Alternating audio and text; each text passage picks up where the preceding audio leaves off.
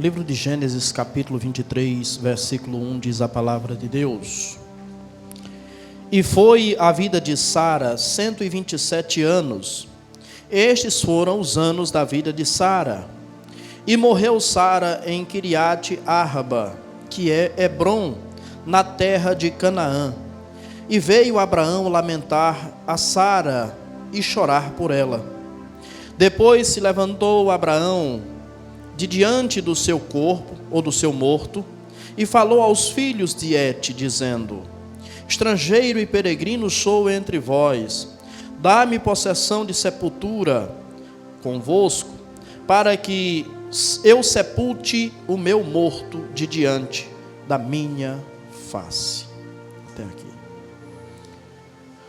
Esse texto, ele mostra o desfecho final da vida de Sara. Sara, que foi a esposa de Abraão, a companheira de Abraão por toda uma vida.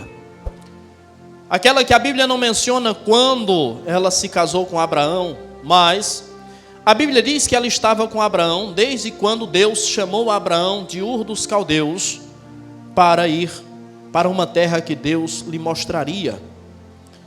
Nós mencionamos sempre o chamado de Deus sobre a vida de Abraão.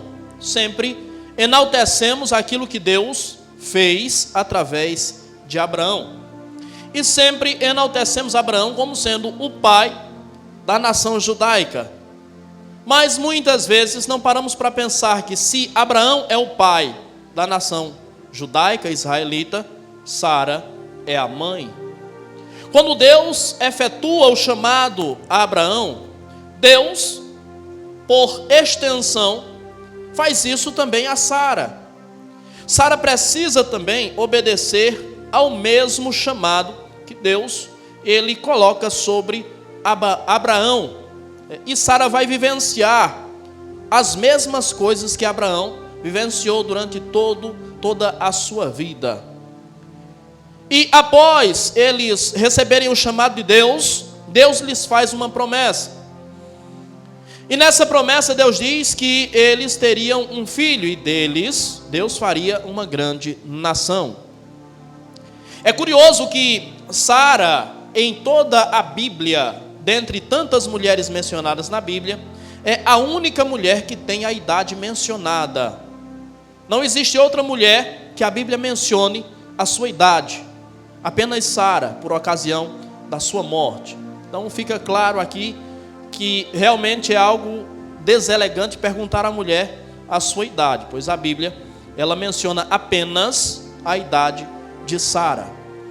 E Sara, ela peregrinou com Abraão após o chamado, após sair da sua terra, por terras estranhas, por terras alheias, convivendo com pessoas estranhas, com pagãos, com ímpios.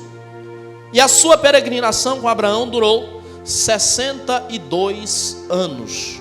62 anos após Sara sair com Abraão, ela então vem a falecer em Hebrom, em Kiriate Arba. A Bíblia menciona que Sara, ela era 10 anos mais jovem que Abraão, e a promessa que eles receberam de Deus se cumpre quando Abraão tem 100 anos e Sara tem 90 anos. Curioso é que Sara, quando ela vem a falecer, a Bíblia, pelo que ela menciona, Abraão diz que Abraão não estava com ela. O evento da morte de Sara acontece imediatamente, e eu estou falando do texto bíblico, após a menção da Bíblia ao evento em que Abraão leva Isaac para o sacrifício em Moriá. Eu não estou dizendo que cronologicamente foi assim, mas a ordem do texto está descrito dessa forma. Eu acredito plenamente que houve um tempo após Abraão levar Isaac para ser sacrificado e a morte de Sara. Mas a Bíblia diz que Abraão não estava lá. Então Abraão, ele foi avisado de que Sara havia morrido, porque o texto diz que Abraão foi para ver a sua morta. Então Abraão não estava com ela, e quando Abraão recebe a notícia, eu não sei onde ele estava, mas com absoluta certeza, Abraão, ele vai pesaroso, triste. É tanto que o texto diz que ele chorou, o texto diz que após olhar para o corpo da sua morta, ele levantou-se e foi aos filhos de Et. Existia um costume entre os povos daquela época, que quando alguém morria, alguém muito próximo, muito íntimo, muito querido morria, as pessoas se assentavam no chão ao lado do corpo e choravam. Nós vemos alguns relatos bíblicos onde as vestes eram rasgadas, onde pó ou cinza ou terra eram jogados sobre a cabeça, em sinal de luto, em sinal de tristeza, em sinal de pesar pela morte daquela pessoa, daquele ente querido. Tudo indica que quando Abraão se casa com Sara, e você sabe, antes se chamavam Abrão e Sarai, mas eu vou tratar como Abraão e Sara, porque são os nomes que eles são mais conhecidos. Tudo indica que esse casamento, ele foi um casamento arranjado. Mas é inegável, olhando para o texto, que de fato eles se amavam. É inegável que havia uma cumplicidade entre eles. E quando Sara morre, uma parte de Abraão morre com ela. Quando Sara morre, a alegria de Abraão vai embora. O nome Sara significa princesa. Mas Sara gerou um filho para Abraão, filho esse que se chamava Isaque. E o nome Isaque significa riso. Então, quando Abraão recebe a notícia de que Sara havia morrido, morreu aquela que gerava riso, morreu aquela que proporcionava riso, morreu aquela que proporcionava alegria, que proporcionava liberdade. Naturalmente, as flores perdem o seu brilho, a sua beleza, a sua fragrância para Abraão. O canto dos pássaros não tem mais sentido e não tem mais beleza, não soa agradavelmente aos seus ouvidos, porque afinal de contas, ele perdeu a sua esposa, ele perdeu a sua amada, ele perdeu aquela com quem ele construiu a sua vida, ele perdeu aquela com quem ele desfrutou da promessa de Deus, ele vivenciou a promessa de Deus. Promessa essa que foi custosa, que foi cara, que foi demorada. Como eu disse, ela gera apenas com 90 anos. E aqui nós percebemos que quando Deus, ele promete algo a nós, Deus cumpre. O tempo nunca será um limitador para o cumprimento da promessa de Deus. Não há idade para gerar. O tempo nunca será um limitador entre você e a conquista. Nunca será um impeditivo para a conquista. Pelo contrário, o tempo é um aliado dela. À medida que o tempo passava, biologicamente Sara ficava mais velha. Biologicamente ficava mais difícil que ela viesse gerar. E o tempo nessa ocasião trabalhava contra ela. Mas eu reitero o que eu disse.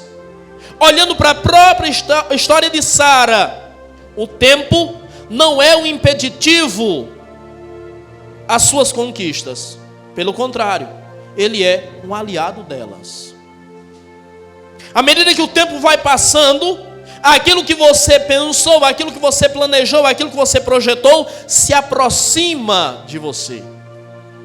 Nós precisamos aprender a lidar com o tempo e a respeitar o tempo.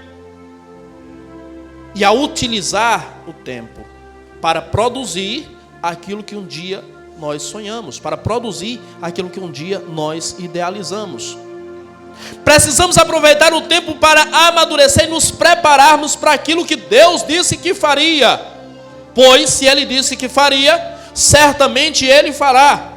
Pois Ele não é homem para que minta, nem filho do homem para que se arrependa. Mas à medida que Sara, ela vai envelhecendo, naturalmente as coisas vão ficando mais difíceis. A Bíblia, ao falar sobre Sara, a Bíblia diz e demonstra e deixa claro para nós que Sara, ela é uma mulher muito bela. Sara é uma mulher vistosa. Sara é uma mulher que chama a atenção. Só que agora, Sara tem 127 anos. Com absoluta certeza, a beleza que outrora a tornava desejável e desejada, a beleza que outrora atraía a atenção, foi embora. Agora, nesse evento, a sua própria vida cessou, a sua própria vida acabou, a sua própria vida foi embora também. E o que ficou? O que ficou foi o seu fruto, o que ficou foi o seu legado. Sara morreu, mas aquilo que ela gerou continuou.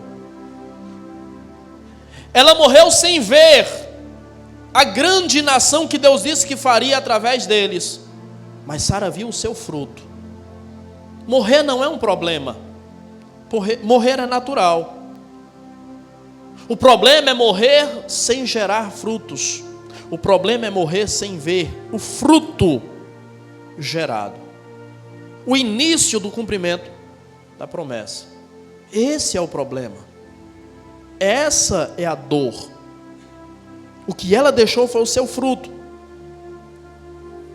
Alguns historiadores dizem que quando Sara morreu, Isaac tinha 37 anos. Então Deus permitiu que Sara vivesse com o fruto da promessa por 37 anos, ou seja, Deus não apenas cumpre o que promete, mas Deus nos faz desfrutar daquilo que Ele promete. Aquilo que Deus fala se cumprirá, mas Deus nos fará vivenciar isso. Ela deixa o seu fruto e deixa o seu legado, deixa a sua história. Isso deve nos fazer pensar quais frutos estamos produzindo, qual legado estamos desenvolvendo,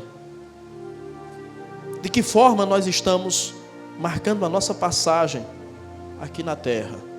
Acredite, o tempo vai passar, inevitavelmente o tempo vai passar. A beleza que hoje alguns de nós temos e outros não, nem tanto, mas essa beleza vai embora. Esse tempo de glória vai embora. Chegará um tempo em que nós, em vida ainda, começaremos em um processo de degeneração biológica. Não falo uma degeneração moral, mas uma degeneração biológica. É normal, é natural. O que isso nos faz perceber que há coisas que são mais essenciais, há coisas que são mais valorosas, há coisas que são mais importantes, e a essas coisas que devemos nos apegar. Sara era uma mulher tão vistosa que a Bíblia menciona ela sendo desejada por 2 reis.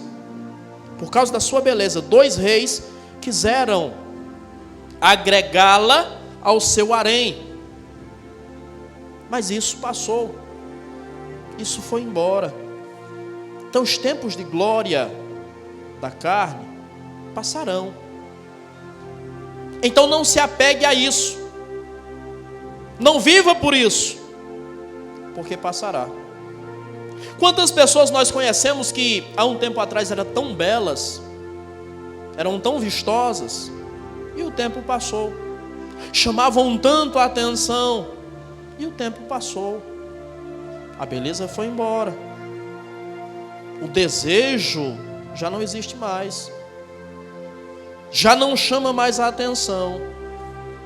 Por isso que devemos mover a nossa vida a chamar a atenção dEle, a ser agradável a Ele, a ser desejável a Ele, porque aqui, inevitavelmente, tudo passará. Quando a Bíblia fala sobre a morte de Sara, e o texto menciona aqui Abraão correndo atrás de povos para sepultar Sara, a Bíblia nos traz uma outra curiosidade. Esse é o primeiro sepultamento narrado na Bíblia. Muitas pessoas já haviam morrido, mas esse é o primeiro sepultamento que é narrado na Bíblia Sagrada. E por que a Bíblia menciona isso? Porque Deus menciona isso na sua palavra, porque isso está narrado na Bíblia Sagrada. Primeiro, para mostrar que a palavra de Deus se cumpre e sempre se cumprirá. Quando Adão e Eva pecaram, Deus disse para Adão: do pó você veio e para o pó você vai voltar.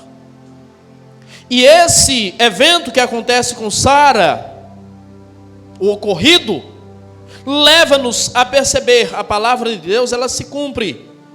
Sara veio do pó e para o pó ela estava voltando. A palavra de Deus sempre se cumpre.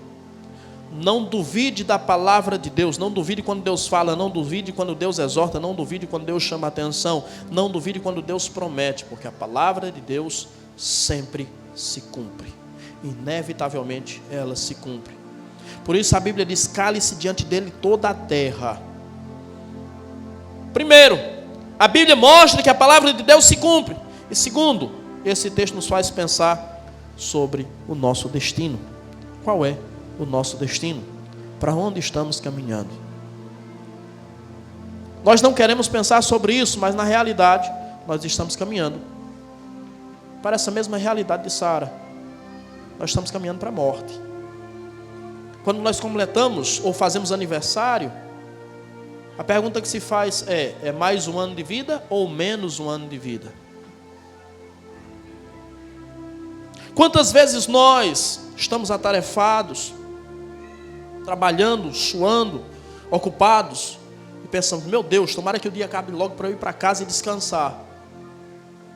Queremos que o tempo passe rápido e não percebemos que quanto mais rápido o tempo passar, mais próximos disso nós estaremos.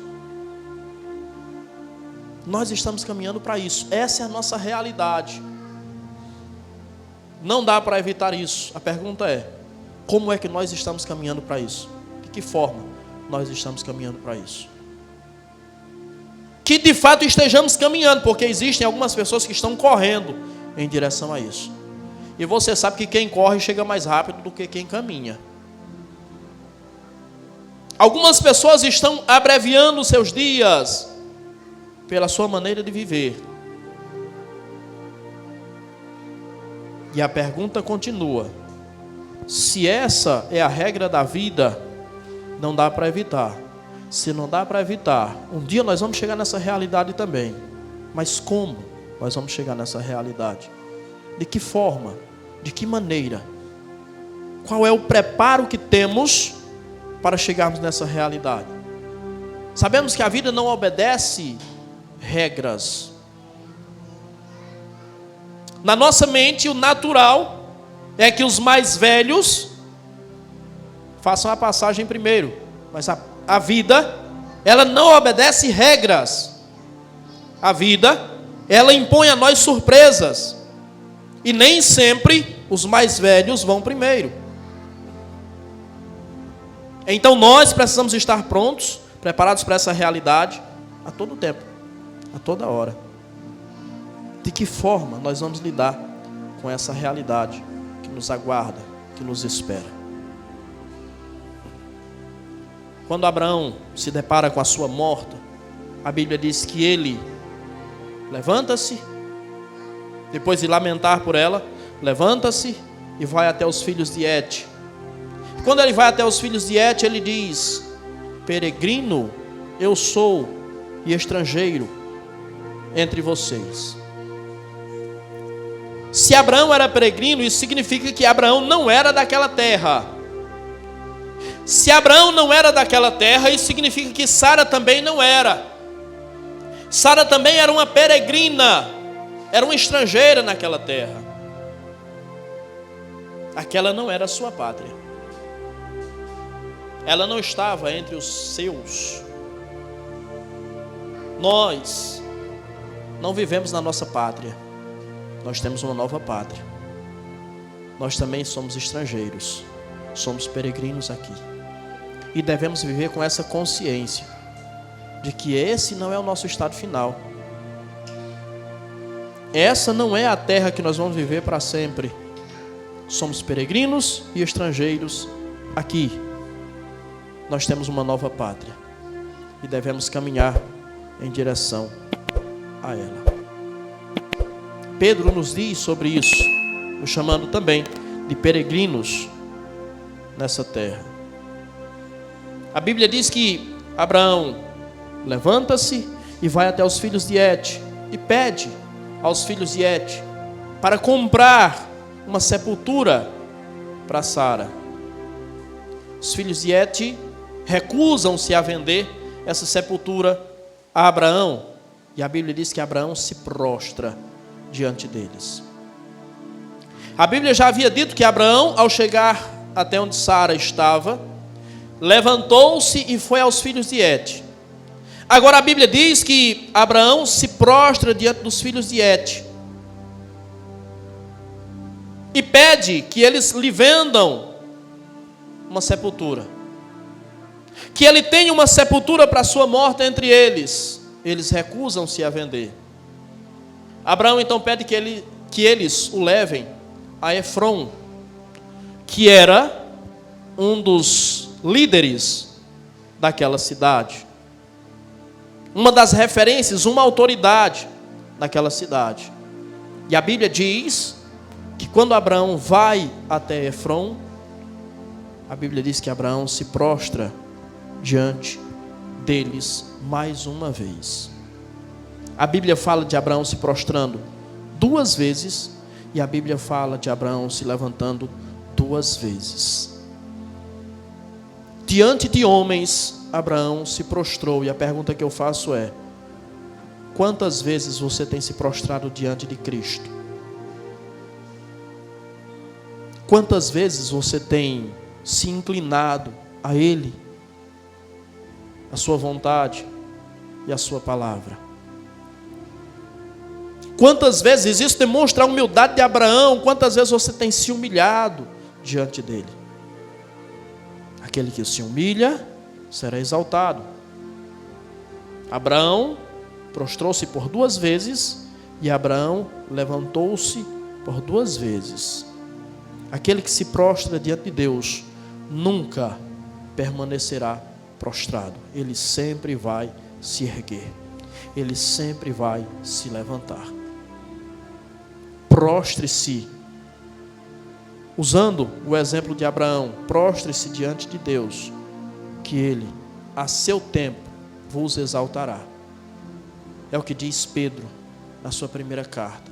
Ele, a seu tempo, vos exaltará. Aquilo que Abraão desejava, aquilo que Abraão buscava, Abraão conseguiu. Ele queria comprar uma terra. Deus havia prometido uma terra para Abraão. Vai, e ele foi.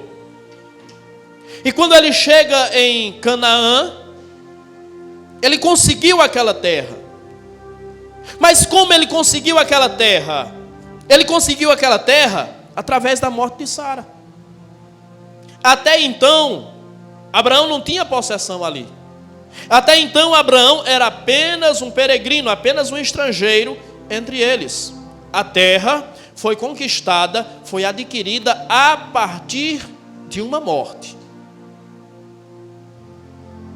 Nós vemos os conflitos entre árabes e israelitas por terra.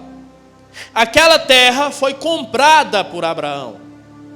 Abraão, ou a descendência de Abraão, tem direito sobre aquela terra porque Abraão comprou e pagou. Mas aquela terra foi adquirida através da morte. A terra que nós almejamos também foi adquirida através de uma morte. Quando ele, no alto daquela cruz, entrega a sua própria vida, ele está conquistando para nós não Canaã, mas a Jerusalém celestial, a nova cidade, a santa cidade, está sendo garantida para nós a partir da morte dele. 2000 anos depois de Sara, a sua morte também estava conquistando para nós uma terra. não uma terra física, não uma terra na qual haveria conflitos, guerras, mas uma terra de paz. Israel perdeu em algumas ocasiões a terra que lhes foi concedida através da morte, mas você nunca perderá a terra que ele conquistou para você através da sua morte.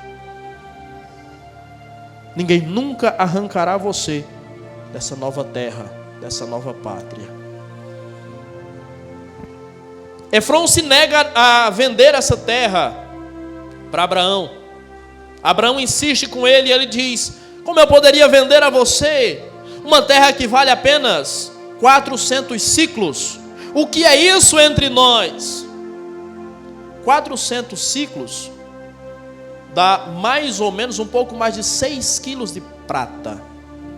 Essa terra vale apenas 400 ciclos de prata. Mas o que é isso entre nós?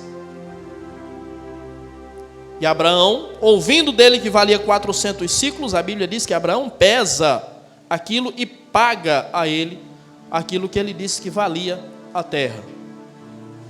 Em valores atuais, isso daria mais ou menos 2.200.000 reais por uma sepultura. 2.200.000 reais. E a sepultura de Cristo vale quanto? E a morte de Cristo vale quanto? A morte de Sara, a sepultura de Sara, custou para Abraão, em valores atuais, aproximadamente 2.200.000 reais. E a de Cristo custou o quê? Custou lágrimas, custou dor, custou angústia, custou aquilo que de mais precioso alguém pode ter, a vida. Os judeus se matam por aquela terra que custou isso, uma parte dela, né? Que custou isso, porque eles dão valor àquilo, porque eles valorizam aquilo que eles têm. E a morte de Cristo, que custou tão caro, para conquistar vidas que inevitavelmente jamais seriam readquiridas, redimidas, restauradas, salvas. Qual o valor que damos? Eles lutam por isso, e nós? Onde está a nossa luta? Ou até que ponto vai a nossa luta por causa da morte dele? Para fazer valer a morte dele, para valorizar a morte dele. Com isso nós começamos a perceber que na realidade, muitas vezes aquilo que é natural, aquilo que é físico, aquilo que é terreno, inevitavelmente tem muito mais valor para nós do que aquilo que é espiritual, do que aquilo que é santo, do que aquele que nós dizemos que amamos, do que aquele que nós dizemos que adoramos, do que aquele que nós dizemos que é tudo para nós. O que na realidade muitas vezes fica só no discurso, fica só nas palavras.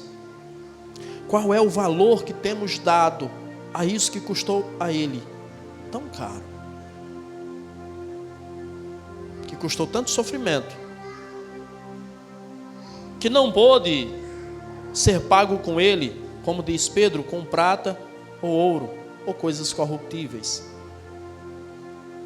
Aquilo que Deus exigiu dele foi o máximo. Deus exigiu o máximo. Deus exigiu o máximo. Deus quer o máximo. Deus quer tudo. Deus não se contenta com metade.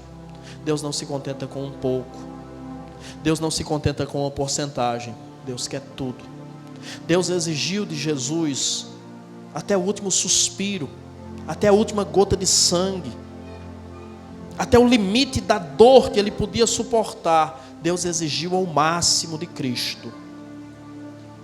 Porque nós pensaríamos que ele se contentaria com menos do que o nosso máximo? Porque temos tantas reservas? Porque fracionamos aquilo que temos a entregar a ele. Ele conquistou a eternidade para o seu povo. Você faz parte desse povo? Você é herdeiro dessa possessão que Ele conquistou para você também? A Bíblia diz que nós somos co-herdeiros com Cristo. Em nome de Jesus. Se você não é ainda, Ele te chama para ser. Em nome de Jesus. Sara é aquela que produz riso, Isaac. E quantos risos Jesus proporcionou? Quantos que foram a Ele chorando e saíram sorrindo? Quantos que foram a Ele angustiados e saíram em paz? Quantos que foram sofrendo e saíram aliviados, com a solução, com a resposta? Você é um desses. O problema, ou a diferença, é que o riso que Sara produziu, um dia morreu. Mas a Bíblia diz que Ele enxugará dos nossos olhos toda lágrima. Aquilo que Ele nos proporciona é pleno e é permanente. E não apenas permanente, é eterno. Será eterno. E a pergunta continua: qual o valor que nós damos a tudo isso? Com a sua morte, Ele garantiu vida e garantiu a Nova Jerusalém para aqueles que nele creem. A Bíblia diz que Sara morre em Hebron, Kiriat Arba, que é Hebron. A palavra Kiriat Arba significa a cidade dos quatro. Menciona 4 grandes homens, líderes daquela cidade. Mas Hebron significa congregação, assembleia e também aliança. Então, se ela morreu em Hebron, ela morreu no lugar onde fica a congregação, a assembleia, e onde é selada a aliança.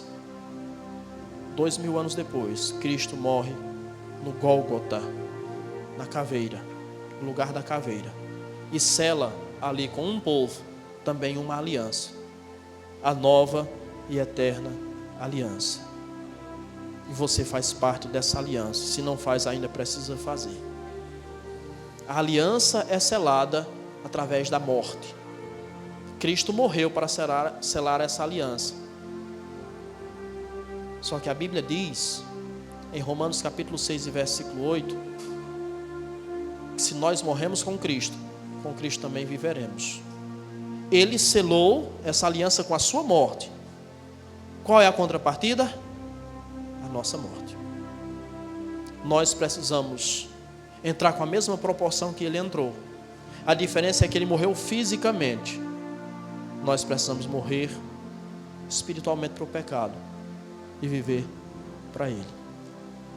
Quando Paulo escreve a sua carta aos Gálatas, no capítulo 2, versículo 20, ele diz: já estou crucificado com Cristo, e agora não sou mais eu que vivo, mas Cristo vive em mim, e a vida que agora vivo na carne, vivo na fé do Filho de Deus.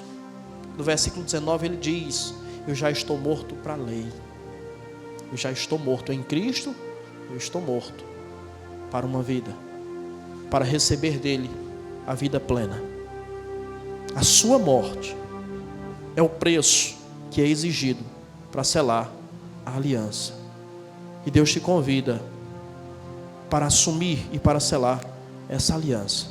Quem está em Cristo, nova criatura é. As coisas velhas passaram e eis que tudo se fez novo. Venha para essa aliança, sele com Ele essa aliança e você receberá vida, e você receberá a possessão eterna, e você receberá a sua porção na cidade santa, a Nova Jerusalém. Será feito coluna do templo de Deus e dele jamais sairá. É a promessa dele para você.